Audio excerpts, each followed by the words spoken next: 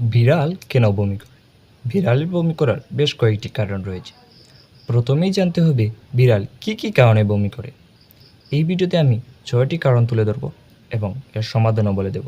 ১ number, low quality foods. বিড়ালকে সবসময় ভালো এবং পরিষ্কার খাবার দিতে হবে।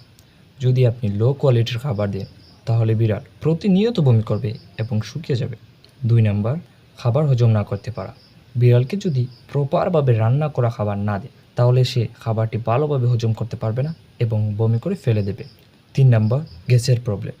যদি আপনার বিড়ালের গ্যাস হয়ে থাকে তাহলে সে খাবার কম খাবে এবং বমি করবে। কীভাবে বুঝবেন গ্যাস হয়েছে? বিড়াল খুবই অল্প খাবার খাবে এবং মুখ থেকে দুর্গন্ধ আসবে, তার সাথে বমিও করবে। ৪ নম্বর, যদি বিড়াল কোনো বিষাক্ত খাবার খেয়ে ফেলে তাহলেও বিড়াল বমি করতে পারে। বিষাক্ত খাবারের মধ্যে রয়েছে পেঁয়াজ, রসুন, চকলেট এবং ইনডোর প্ল্যান্টস। ৫ নম্বর, হেয়ার বল। বিড়াল তাদের শরীর প্রতিদিন সেটা পরিষ্কার রাখে। যখন তারা শরীর পরিষ্কার করে তখন তাদের লোম পেটে গিয়ে হেয়ার বলের সৃষ্টি করে, যা পরে তারা বমির মাধ্যমে বের করে দেয়। ৬ নম্বর, বিড়ালের জ্বর, কৃমি বা ডায়রিয়া হলে তারা বমি করে। যদি এরকম হয় তাহলে ভেটের কাছে নিয়ে যেতে হবে। সমাধান হচ্ছে বিড়াল কী ধরনের বমি করতেছে এবং কতবার করতেছে তা দেখে ট্রিটমেন্ট দিতে হবে। যেমন পানিযুক্ত বমি হলে বুঝতে হবে গ্যাসের সমস্যা।